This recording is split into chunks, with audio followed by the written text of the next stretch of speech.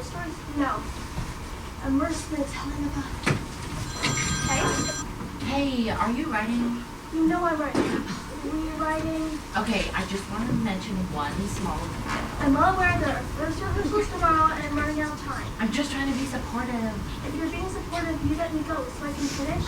Oh, okay. I just wanted to mention one small detail. No time for me. Bye! Where was I? Scene 1. A dark and stormy... I just want to mention that it was a whole dark and stormy night. It's a complete Casablanca situation. Like, Mary never even wrote that. The real line is... I'm working here. Can I please work? It was a dreary night of November.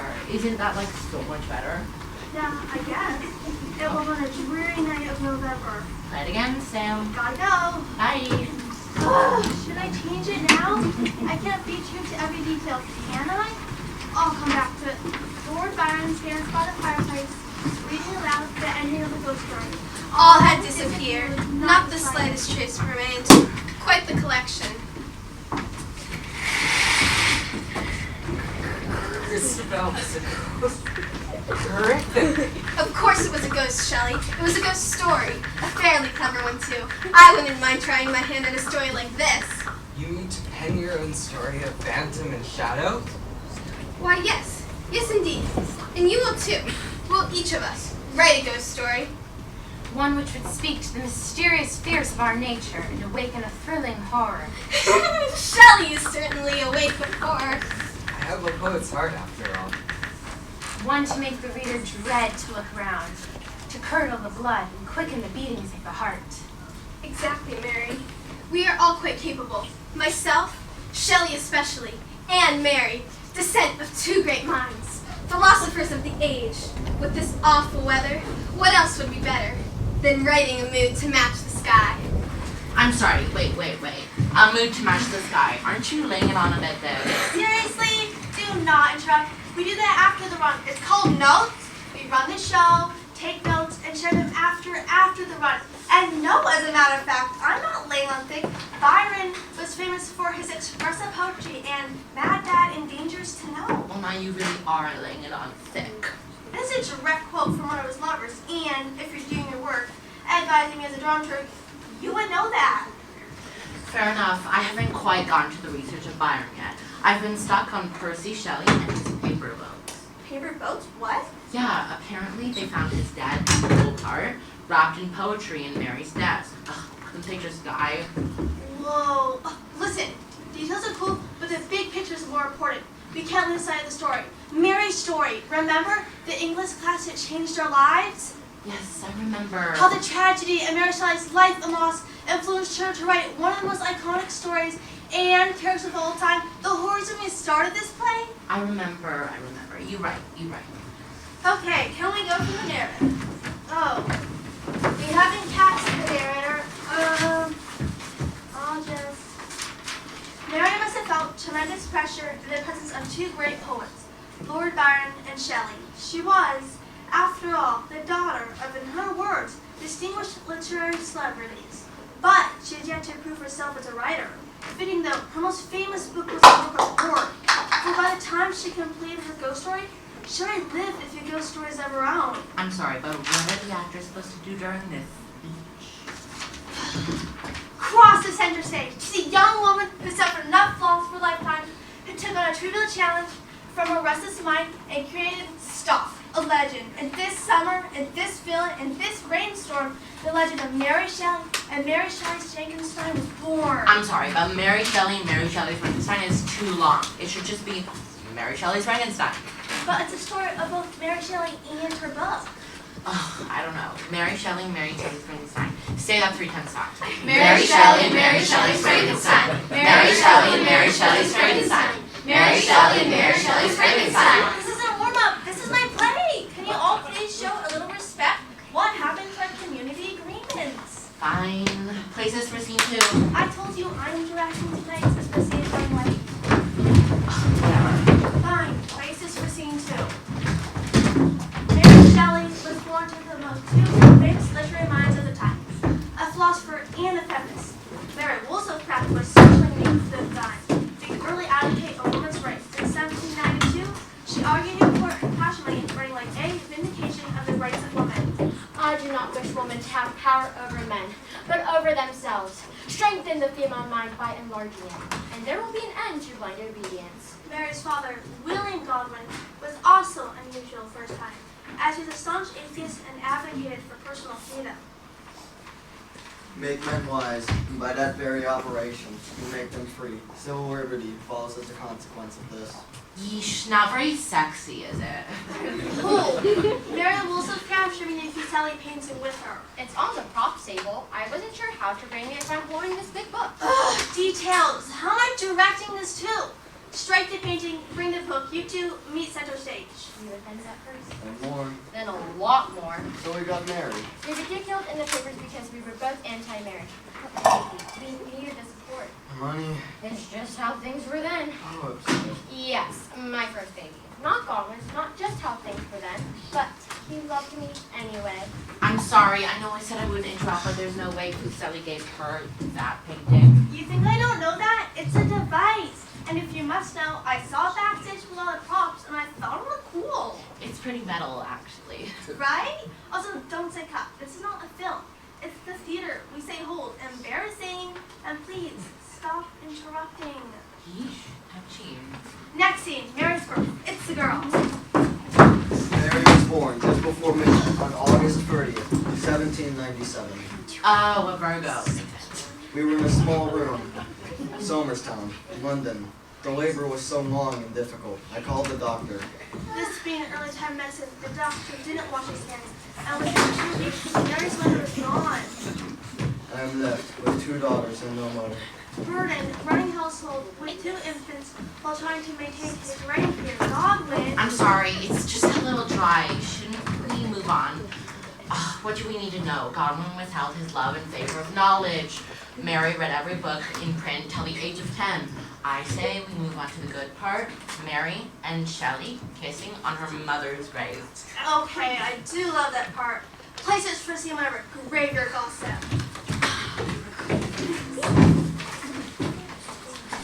So dark, so God. The truth is, as you can see, I don't have patience for this scene. I've got a ton of research, but no actual writing. If I may, in my official capacity as a dramatist, You may. Mary was visiting her mother's grave long before she met Percy. She would come there to read her mother's writings on raising children, and ironically, women's rights. I read that she learned to write by tracing her mother's name there. Her father, being of great literary reputation, brought many famous writers and thinkers to her house. Among them was a young man with the eyes, the looks, and the words. That's me in the full honor of love. Yes, they're both instantly struck. So it was only a matter of time before she invited him to her favorite place. That's a great setup. But now what? Why don't we improvise this scene? Mary, Shelley, do you feel like you know each other's characters pretty well? Poetic, romantic, flowery, babe. There's something at work with my soul which I cannot understand. Okay. Feel your characters, be your characters, and then say what your characters would say. Let's take a centering breath. And go. Hey. So, Hi. What's your name? Hold, stop. This isn't working. Give them a chance. This is ridiculous. Whatever. At least I'm trying to do something. Why would Shelley ask him when they know each other already? They've been meeting secretly for months? If I may, the sublime and rapturous moment when she confessed herself mine. And so long then hers the secret cannot be painted to mortal imagination. Wasn't he like already married though? Yeah, and I read how he wanted to start a commune for women or something with like his wife and a baroness and some other lady, not just Mary. Bish, please. Hey, wait. That's his name, Percy Bish Shelley. Whatever. Maybe let's move into something actually written. Scene 5. Leaving London. Would you mind writing the narrative for a while? Sure thing. After confessing their love, Mary and Shelley, but not really. They traveled to Europe, but did not get married because, yes, Percy was already married. Mary's father was furious. Who's Claire? Claire? Oh, Claire! How can you forget about Claire? Mary could never sense they, ran away together. Listen, I'm sorry my play doesn't have every little detail. Forget it, it's late, and we're already over time. Let's call it a do another rewrite before the next rehearsal. Remember, we end to clap together because we're a team or whatever Miss E says. And clap.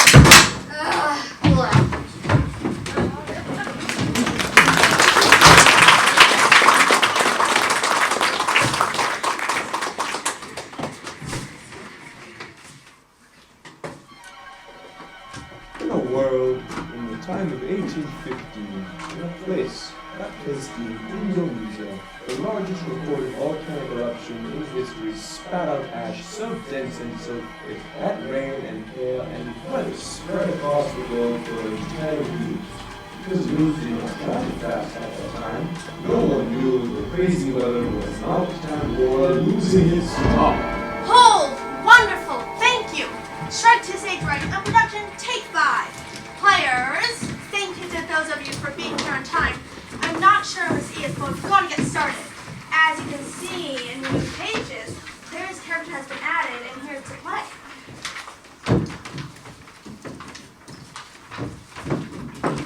Hello, my full name is Mary Jane Claremont. I am Mary's stepsister and the daughter of Jane Claremont, second wife to William Godwin. My given name is Jane. Some call me Clara, but now I'm Claire Claremont. Are you writing this or am I? I was cover for Mary and Percy's secret romance. We took all our outings together, but they would always slip away and leave me behind. When Shelley decided to take Mary to Europe because the scandal was too much, I knew they'd need me. Mary speaks Latin, not French. Et moi, je parle en français parfait. Great, now for this next. Claire, c'est moi, the key to this whole thing. But I'm the one to connect our dear Shelleys with Lord Byron. Did someone say Lord Byron? Poets and peasants, prepare yourselves for sensation, seduction, and sin. For I am Lord Byron, poetical celebrity and breaker of hearts. Both female and otherwise. For the heart will break, but broken live on. I can fix him. Who told everybody about method acting? Enough of this. Plays in Frac 7. Villa on the Lake. We're going to have a near. I'm here. Good thing. I was just about to. Hey, is that we're late? Not a good look. Everyone, I have an announcement to make. In addition to your role as the dramaturg, I will be your new narrator. The dual roles will be taxing, but I assure you, I have both the emotional and physical. Can we just start?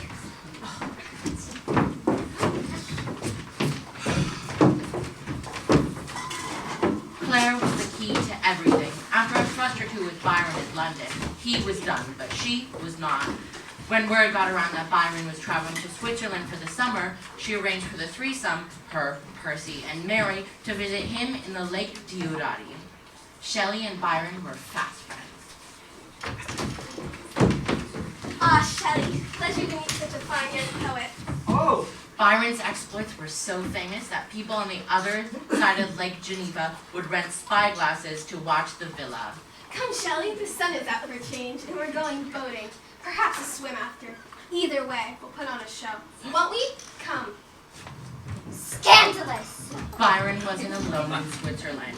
He brought with him his personal physician, Jean Palladori, an aspiring writer himself, and another person on the sidelines critical to this famous evening. Hello, I'm John. Bonjour, Claire. This is Mary. I'm a writer, well, also a physician, but also a writer. I don't understand why he just wants to leave after we arrive. I'm not just here to be Lord Byron. It's as if he wants to court Shelley and not me. Never mind. Come, let's go inside, Mary.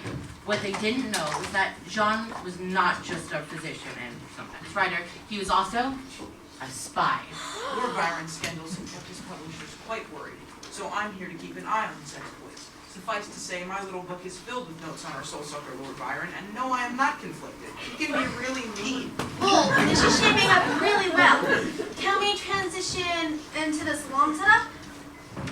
A summer unlike no other, with very little sun and dark clouds and rain. So much rain, unbeknownst to our party. Volcano ash was ruining their summer. Storms are keeping the sun from us. So much for summer on the lake. Still an effort to find adventure wherever it lies. I've an idea for tonight.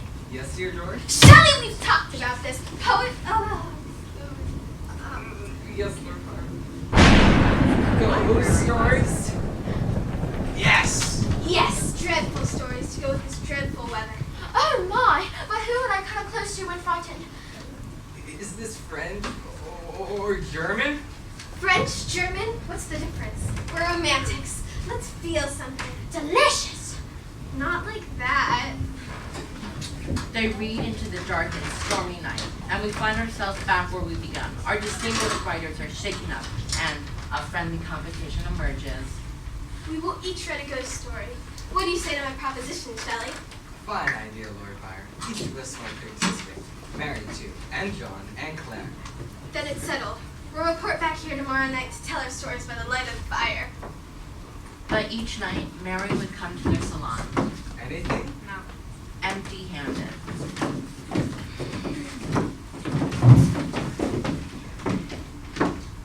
Well, With no stories.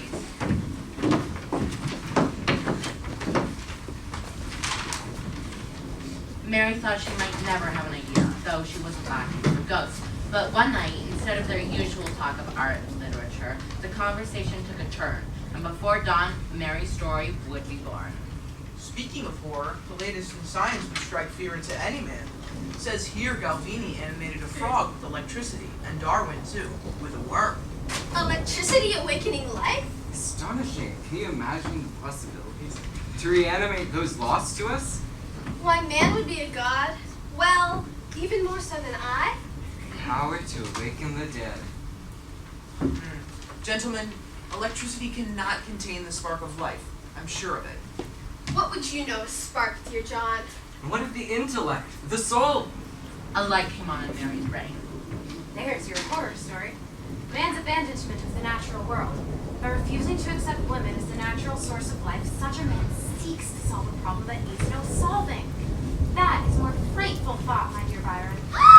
Mary! From a woman's tongue.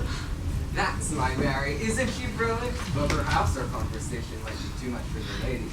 Come, Mary, let us to bed. The light is stirring on the horizon.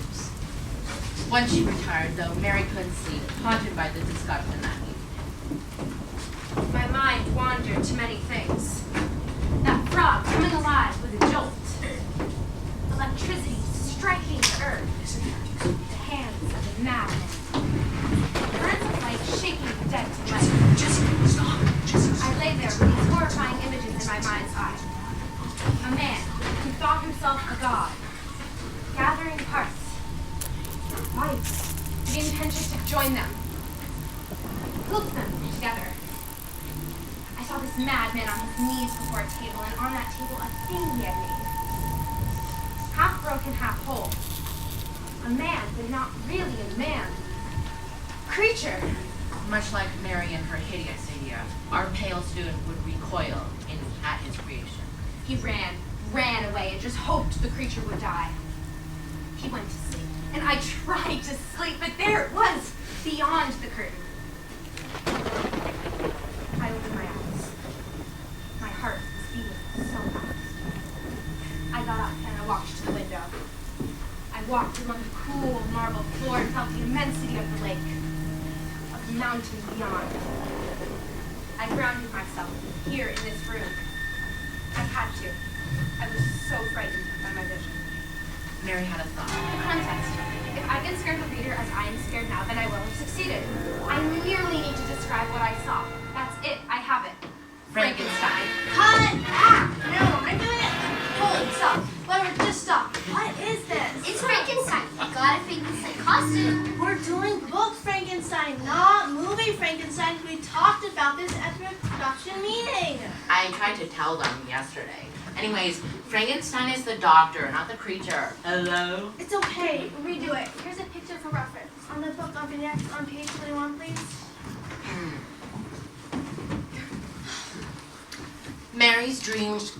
Mary's dream became a story. A scientist driven mad in his quest for power over life itself. A story within a story within a story. The frame begins in the Arctic, where a sea captain spots a man in the icy wasteland. You must help me. Have you seen some sort of creature? A man? An animal? They all thought him mad at first, until he told his story. I was appalled, horrified by my creation. I could not bear the implications of my work. I had given life to this hideous creature. How'd we do? love the hair. We don't know how to do the gold makeup, but I think the gold mask really works. Much better. But keep going. Stay in it. I could not bear it, I ran. Grr, grr, I am evil incarnate. Grr, ah. That's what he thought, but I finally have a chance to tell my real story. When my maker abandoned me, I wandered the earth, struggling to survive, until I found shelter with a blind man and his family.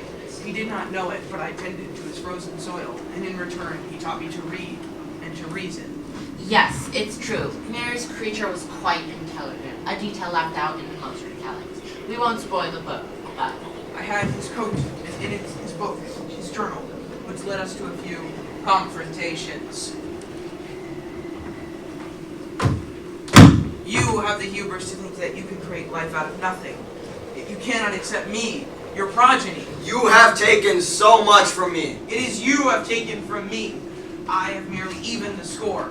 Easier for you to believe that I am evil, rather than accept that it was your own poor choices that led me to make the choices of my own. Your heart is cold and as icy as spans. I am malicious because I am miserable. Oh my god, can I just say, I totally get it. Hurt people. This is about generational trauma. That's it! I am so tired of these interruptions. Do you not see how much this means to me? Our show is coming up, and I do not know how to get you all to care. Sweetie, we're here, we're working. Isn't that enough? I just gave you a statement of meaning. I'm sorry. I've just been up all night trying to get everything together, and I'm so tired. I just want everything to be perfect. I want everything to look good and to look like they know what they're doing. If I may, according to the critical response process, ask a neutral question.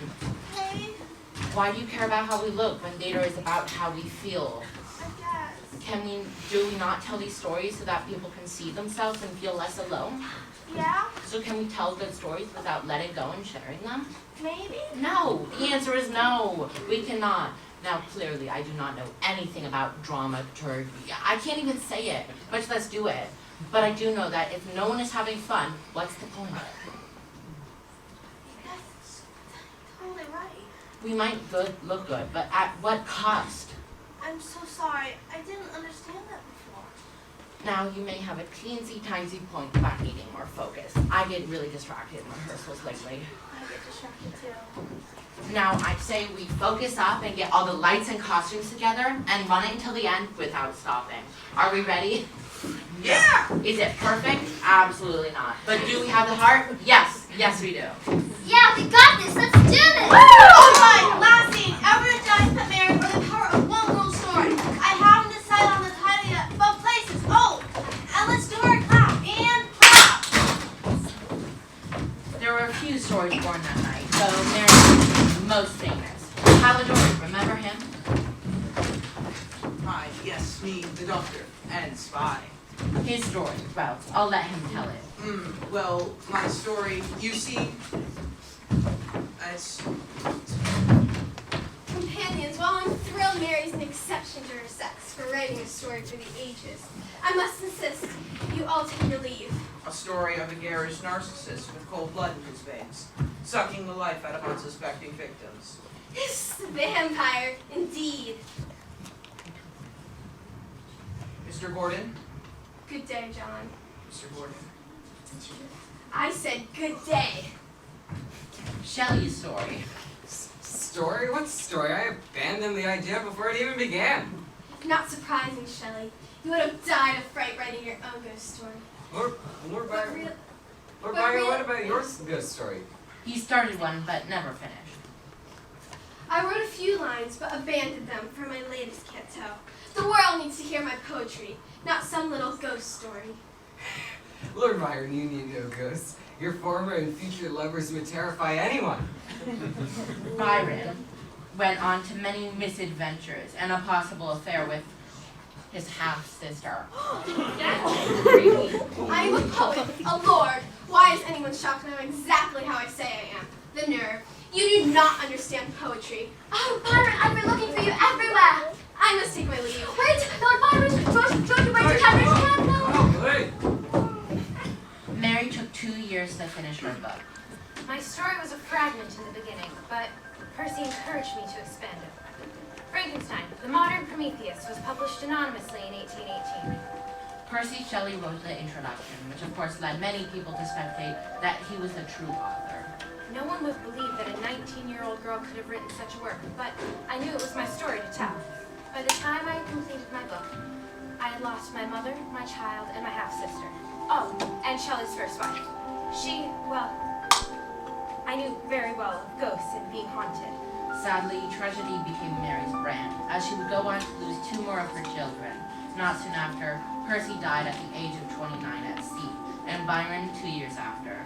It's a wonder I survived such loss. My only surviving son, named my greatest love, Percy, helped me live on. And though it horrified me, my story lived on as well, and took on a life of its own. Mary Shelley's Frankenstein grew to be one of the most adapted stories of all time. Movies and TV shows and comics and plays and countless productions, all inspired by one girl's dream. Iconic, isn't it? All from a 19-year-old girl's mind. Funny who we'll listen to. We deem worth hearing. We might Or be believing. You might need a little more support. We might be a lot. Or too much. Or not enough. Our stories are important. They make us who we are. So next time a young girl wants to tell her story, Listen to her!